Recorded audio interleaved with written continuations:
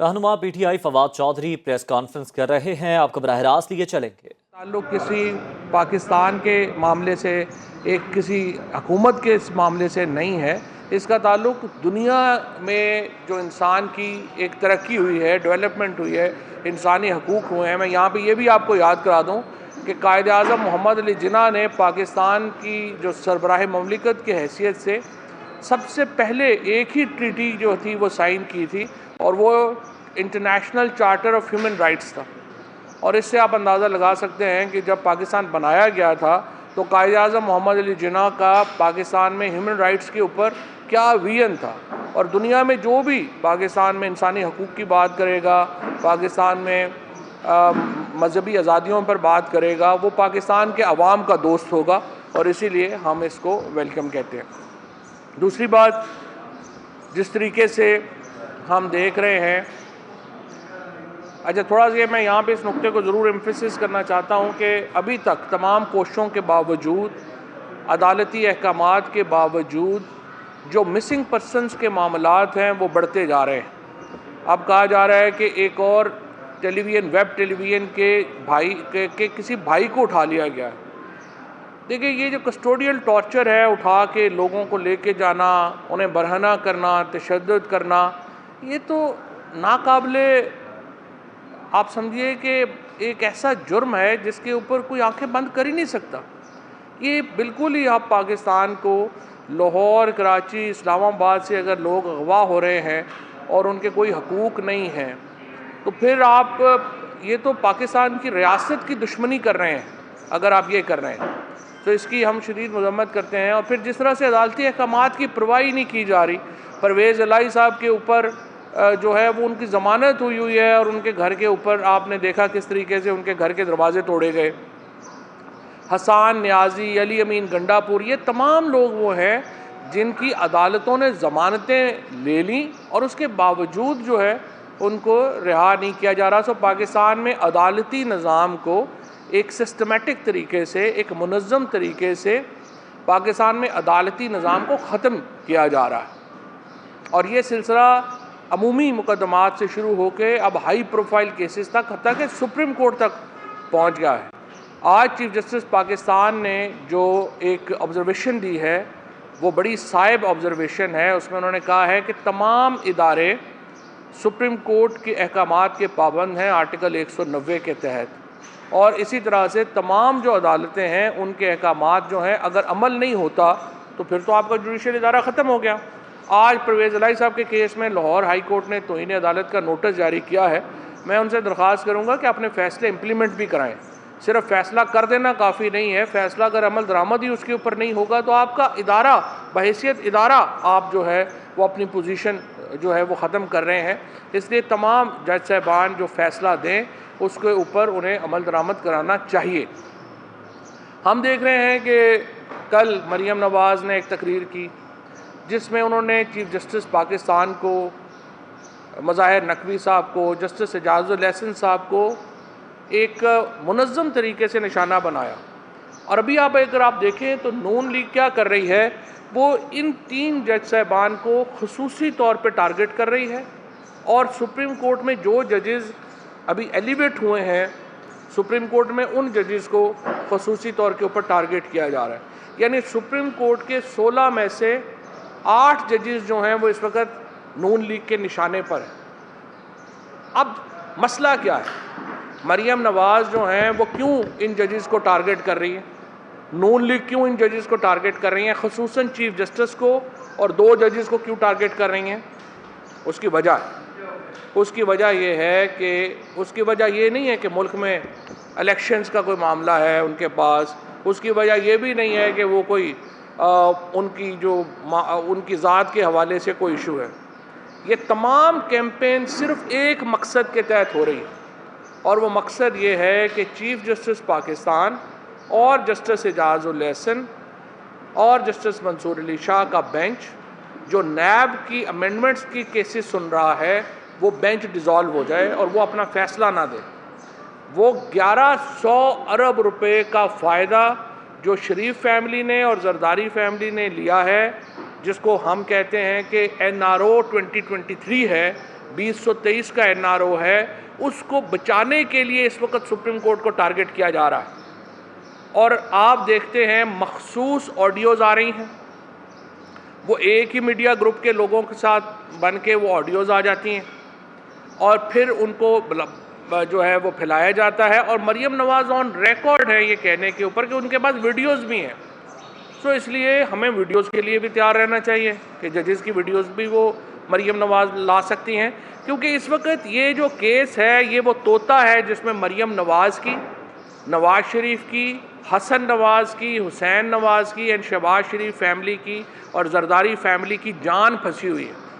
اگر supreme court نے NAB کی امینڈمنٹس کو کالعدم قرار دے دیا اور وہ سارے مقدمے بحال ہو گئے جن کے ذریعے 1100 ارب روپیہ ریاست پاکستان کا ان 3 خاندانوں میں بانٹ دیا گیا,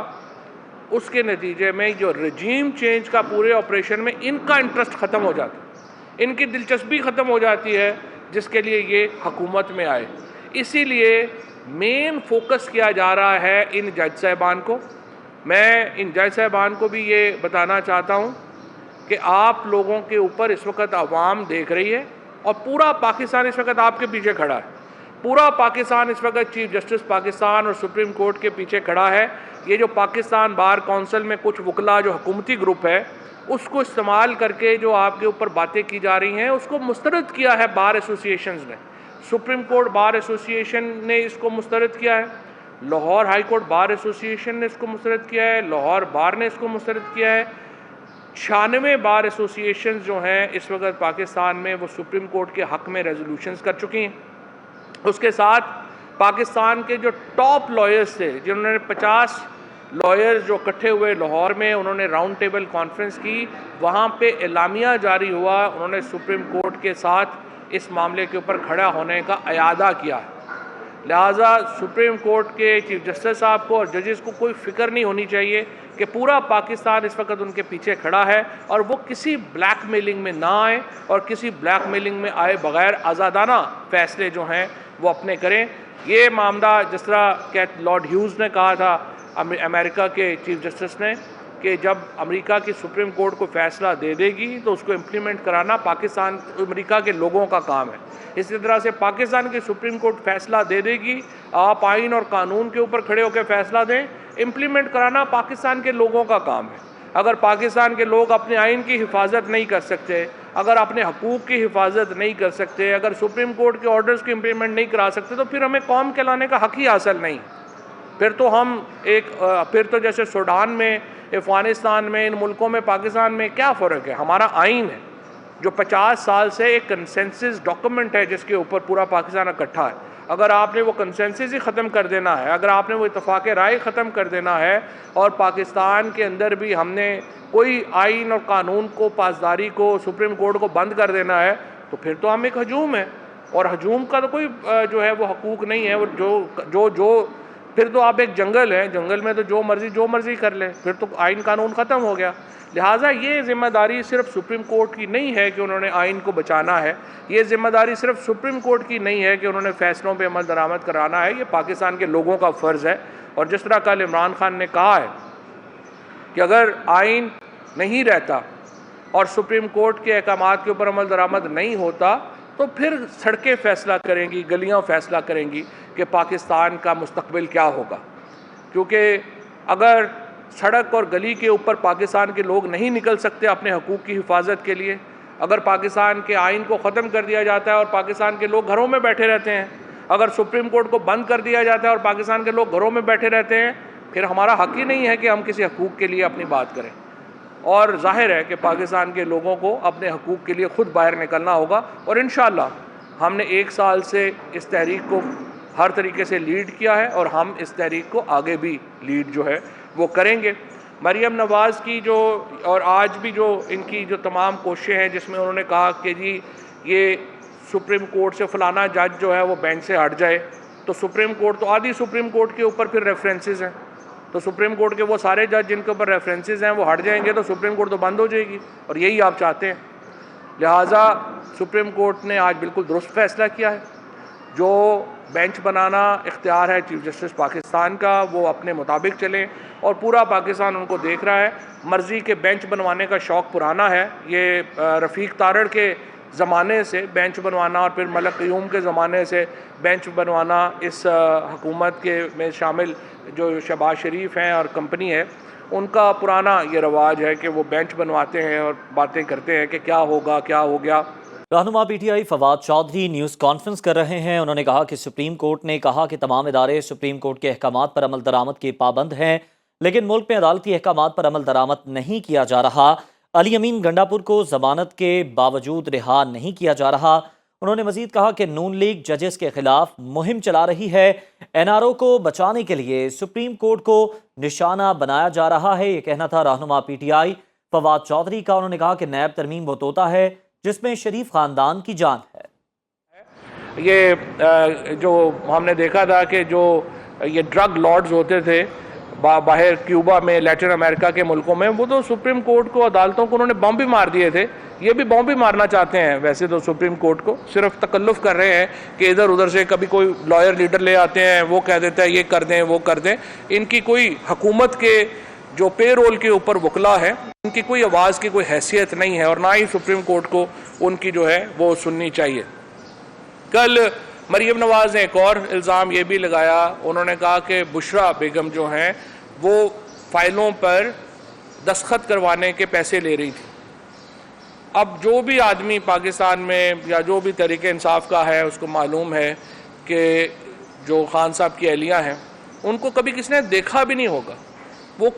کبھی سوائے پناہ گاہوں کے دوروں کے لیے، یا جو غریب ترین لوگ جن کے اوپر اتنا ایکسیس نہیں ہوتا یا دھیان نہیں جاتا، سوائے وہاں جانے کے کبھی انہوں نے کوئی سیاسی ایکٹیویٹی میں حصہ ہی نہیں لیا،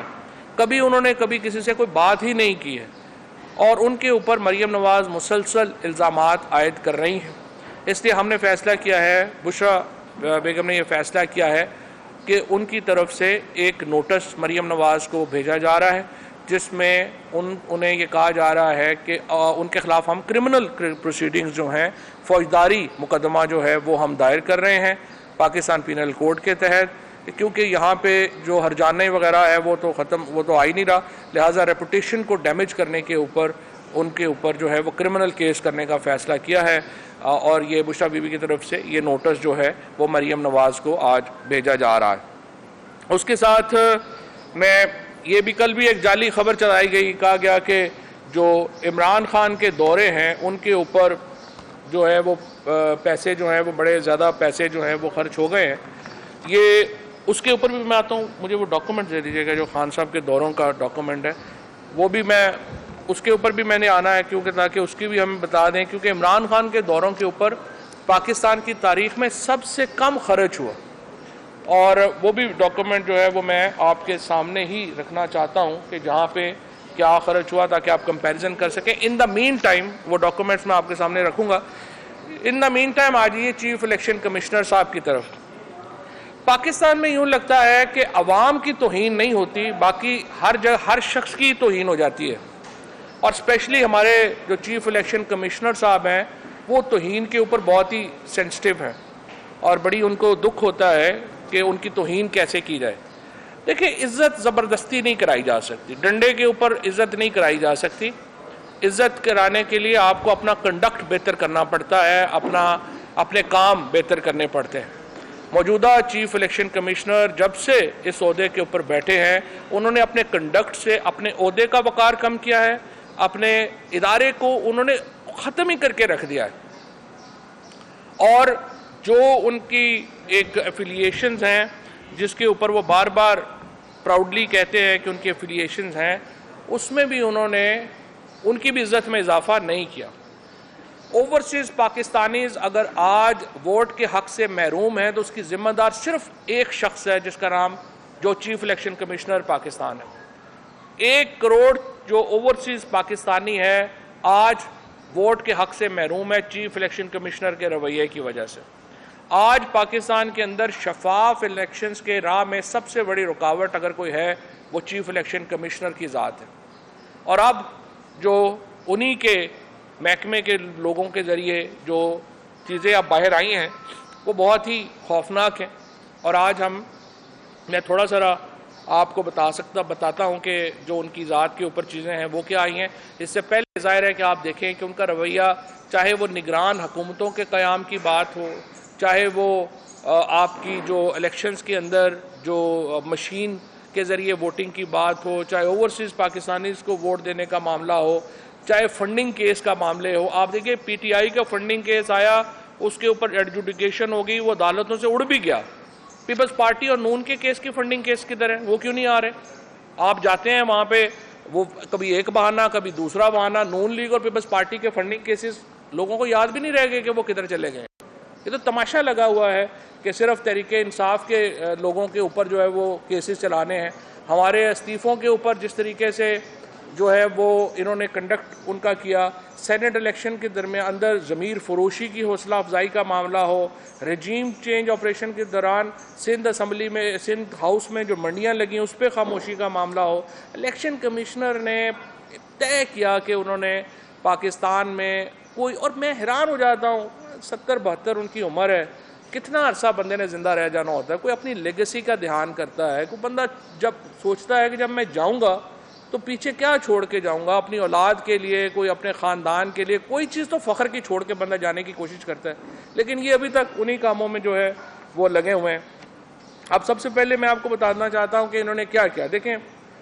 پہلی بات کہ آرٹیکل 221 کے تحت جو الیکشن کمیشن میں جو تعیناتیاں ہے، یہ اختیار الیکشن کمیشن کا تھا، یعنی 5 ممبران نے یہ تقرریاں کرنی تھیں، وہ چیف الیکشن کمشنر نے خود اپنے پاس لے لیا۔ پریزیڈنٹ آف پاکستان سے بھی اس کی جو ہے وہ کوئی انہوں نے اس کی نہیں بنائی،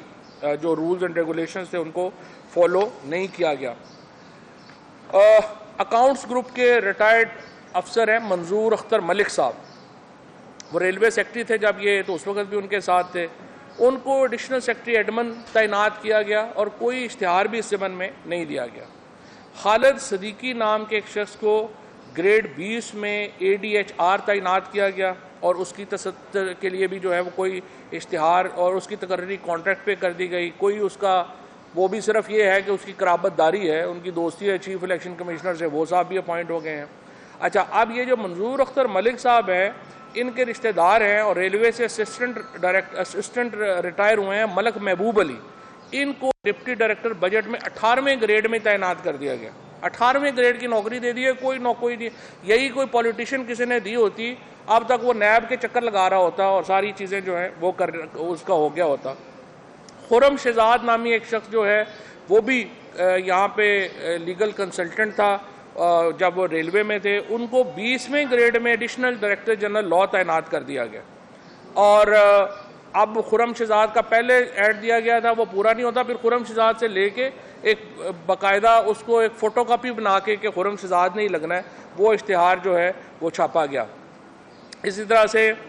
ڈی جی لا کی کانٹریکٹ جو ہے وہ دیا گیا ہے۔ ڈی جی پولیٹیکل فائنانس بھی ایک ریٹائرڈ افسر ہے، اس کو بھی اسی طریقے سے جو ہے وہ لگا دیا گیا۔ ڈی جی ڈیولپمنٹ کو بھی بغیر کسی اشتہار کے کانٹریکٹ پہ کمیشن میں جو ہے وہ بھرتی جو ہے وہ کیا گیا۔ پھر ایک پروجیکٹ مینجمنٹ یونٹ تشکیل دیا گیا ہے جو اس وقت لاکھوں روپیہ تنخواہیں جو ہے وہ لے رہا ہے، اور اس کے لیے بھی کوئی طریقہ کار جو ہے وہ نہیں بنایا گیا۔ اس کے ساتھ ایڈیشنل سیکرٹری ایڈمن جو بنیادی طور پہ AGPR کا تھا، اور اس کو جو ہے وہ ڈیپوٹیشن پر الیکشن کمیشن میں تعینات جو ہے وہ لے آئے تاکہ ان کی جو ہے وہ بڑا اس کو عہدہ دیا جا سکے۔ 2021 میں گریڈ 17 کے الیکشن آفیسرز کی بھرتیاں ہوئیں، 65 سے 75 امیدواروں کے انٹرویو کیے گئے۔ سلیکشن کے دوران خود چیف الیکشن کمشنر نے کہا جی میں نے پینل میں بیٹھنا ہے، وہ پینل میں بیٹھ گئے اور سارے لوگ جو ہیں وہ اپنی مرضی سے اپنے کر لیے، اور سرگودا سے بھی انہوں نے جہاں سے وہ ہیں وہاں سے لوگ جو ہیں وہ وہاں پر بھرتی ہو گئے۔ اپنے جو بردر ان لا ہیں ان کے بیٹے کو بھی ملازمت جو ہے وہ وہاں یہاں پہ دلوا دی، وہ اس وقت CDA میں چھوٹے گریڈ کے اوپر تھا، اس کو چیف الیکشن کمیشن میں لے آئے، اس کو بڑے عہدے کے اوپر دلوا دی۔ ایک خاتون آفیسر ہیں، وہ چیف الیکشن کمشنر کے ساتھ کام کر چکی تھی، ان کو 19ویں گریڈ میں وہ ان کو ڈائریکٹر پبلک ریلیشنز لگا دیا گیا ہے۔ اب گریڈ 20 کا additional director general public relation کا آفس بھی ان کو سونپ دیا گیا ہے۔ گریڈ 17 کے 3 افسران کو جو ہے وہ چیف الیکشن کمشنر نے سپرسیڈ کر دیا کہ وہ ان کی ہمیں شکلیں پسند نہیں ہیں۔ اس کے ساتھ محمد صدیق نام کے ایک افسر کو الیکشن کمیشن آف پاکستان سے ہٹا کر راولپنڈی میں ڈسٹرکٹ الیکشن کمشنر تعینات کیا گیا اور پھر اسے فوراً اٹھا کے بکر بھیج دیا اور پھر خیبر پختونخوا کے ضلع کوہستان میں پہنچا دیا اور وہاں کوہستان میں تقرری کے آرڈرز ملے، اس کو دل کا دورہ پڑا، وہ بیچارہ وہیں پہ اس کی ڈیتھ ہو گئی۔ اس طرح سے الیکشن کمیشن آف پاکستان چل رہا ہے۔ فقیر محمد جو ڈسٹرکٹ الیکشن کمیشنر لکی مروت تھے، اسے بلوچستان کے ضلع وشوک میں جو ہے وہ پھینک دیا گیا۔ اس کے ساتھ انضباطی کارروائیوں کے اوپر بھی جو لوگوں کی وہاں پہ ہیں حالات وہ بڑے زیادہ برے ہیں، سارے لوگ جو ہیں وہ وہاں پہ الیکشن کمیشن میں جو اس وقت کوئی تکی نہیں بنتی تھی کہ انہوں نے 6 کروڑ روپے کی لاگت سے ایک نیا الیکشن کمیشن صاحب نے اپنا دفتر بنایا۔ ایک طرف ہمارے پاس کہتے ہیں زہر کھانے کے پیسے نہیں ہیں، پہلے انہوں نے 10 کروڑ روپے کا اشتہار دے دیا اپنے گھر بنوانے کے لیے اور پھر 6 کروڑ روپے کا اپنا دفتر بنوا دیا الیکشن کمیشن میں۔ ایک طرف کہہ رہے ہیں الیکشن کمیشن کے پاس زہر کھانے کے پیسے نہیں ہیں، کچھ کرنے کو نہیں ہے، دوسری طرف آپ ایسے پیسے اڑا رہے ہیں جیسے باپ کا مال ہے اور کوئی پرابلم ہی نہیں ہے کسی کو۔ پھر ضلع سرگودا میں انہوں نے 4 کنال زمین خریدی 32 کروڑ روپے کی اور کہا گیا کہ جناب یہ وہاں پہ جو ہم الیکشن کمیشن آفس جو ہے وہ بنا رہے ہیں، 32 کروڑ کی تو خالی زمین ہے، اس کے اوپر آپ اندازہ لگا لیں کہ وہ سرگودا میں اتنا بڑا آفس جو ہے الیکشن کمیشن کا، اس کی تو کوئی سمجھ ہی نہیں آتی کہ کیا تک ہے۔ اسی طرح سے جو رزلٹ مینجمنٹ کے لیے اوورسیز پاکستانیز کے لیے جو سافٹ ویئر کی تیاری کی غرض سے جو پروجیکٹ مینجمنٹ یونٹ بنایا، اس کے اوپر کروڑوں روپیہ خرچ ہو چکا ہے اور وہ پروجیکٹ کا پتہ ہی نہیں ہے کہ کدھر ہے، اور اب 12 کروڑ روپیہ اس فرم کو علیحدہ دے دیا گیا ہے۔ اچھا، اب یہ اس سے پہلے بھی ہم نے چیف الیکشن کمشنر کے اوپر سپریم جوڈیشل کونسل میں ریفرنس دائر کیا ہوا ہے اعجاز چودھری صاحب نے، لیکن سپریم کورٹ کے سپریم جوڈیشل کونسل میں اس کے اوپر کوئی کارروائی نہیں ہوئی۔ اب یہ نیا ریفرنس کل Tehreek Insaf chief election commissioner کے خلاف جو ہے وہ سپریم جوڈیشل کونسل کو بھیج رہی ہے، اور جس میں ہم چیف جسٹس صاحب سے یہ استدعا کرنا چاہتے ہیں کہ سر دیکھیے، اس طرح سے اس وقت جو آپ کے احکامات کو اگر ڈیفیٹ ہو رہی ہے تو الیکشن کمیشن کی وجہ سے، الیکشن کمشنر کی وجہ سے ہو رہی ہے۔ یہ کوئی طریقہ نہیں ہے کہ چیف الیکشن کمشنر ایک پولیٹیکل پارٹی کا کرونی بن کے وہ جو ہے وہ پلے اراؤنڈ کرے، اور پورے پاکستان کو ایک جو ہے وہ آپ نے ایک بنا دیا ہے کہ جیسے ہمیں لگ رہا ہے کہ ہم کوئی دہشت گردوں کے رحم و کرم کے اوپر چلے گئے ہوئے ہیں، جہاں پر ایڈمنسٹریٹو دہشت گردی ہو رہی ہے، جہاں پہ لوگوں کو اس طرح سے اٹھا کے لے جایا جا رہا ہے، پولیٹیکل رائٹ سے محروم کیا جا رہا ہے، اور الیکشن کمیشن حکومت کی اس سازش میں کہ لوگوں کو ووٹ کے حق سے محروم کیا جائے مکمل طور کے اوپر شامل ہے۔ لہٰذا یہ چیف الیکشن کمشنر کنٹینیو نہیں کر سکتے، اور اس لیے ان کو ان کے عہدے سے برطرف کیا جائے، اور یہ انشاءاللہ اور کیس، اور اس کو جلدی چلانا چاہیے۔ یہ نہیں ہے کہ ہمارا پہلا ریفرنس بھی جو ہے یہاں پہ پڑا ہوا ہے، اس ریفرنس کے اوپر بھی بات نہیں ہوئی ہے اور اس کے اوپر بھی جو ہے وہ بات جو ہے وہ نہیں ہو رہی۔ اب میں صرف آنا چاہتا ہوں یہ جو عمران خان صاحب کے دوروں کے اوپر جو بات کی گئی۔ عمران خان نے پاکستان کے اندر ایک سادگی کی، اور جو معاملات ہیں، جو باقی معاملات تھے، ان کی ایک ایسی روایت قائم کی جو ان کے بعد نہ پہلے کبھی کسی نے کی نہیں۔ الحمدللہ ایک شفاف حکومت دی۔ آج آپ دیکھیے کہ ان کو کیوں بلاسفمی لاز کے سہارا لینا پڑ رہا ہے۔ آج عمران خان صاحب کے اوپر جو 121 کیسز ہیں، ان میں ایک کیس نہیں ہے مالیاتی بدعنوانی کا۔ یہ پاکستان میں تحریک انصاف اور عمران خان ایک اس کے اوپر فخر کر سکتے ہیں، پوری کابینہ کے اوپر 1 روپے کا کیس نہیں ہے مالیاتی بدعنوانی کا۔ تمام لوگوں کے اوپر کیا کیسز ہیں؟ اینٹی ٹیررزم کے، کسی اینٹی ٹیررزم کے، بلاسفمی کے کیس کر دو، اینٹی ٹیررزم کے کیس کر دو، اور یہ بہت بڑا میں سمجھتا ہوں کہ فخر ہے پی ٹی آئی کو عمران خان کے اوپر اور اپنی لیڈرشپ کے اوپر کہ کس طریقے سے انہوں نے حکومت کی ہے۔ 75 سال میں اس سے کلین گورنمنٹ پاکستان میں نہ کبھی آئی، اور اب بھی اس کے بعد بھی جو ہے یہ جو حالات ہیں اس میں کوئی اس کا تصور نہیں ملتا۔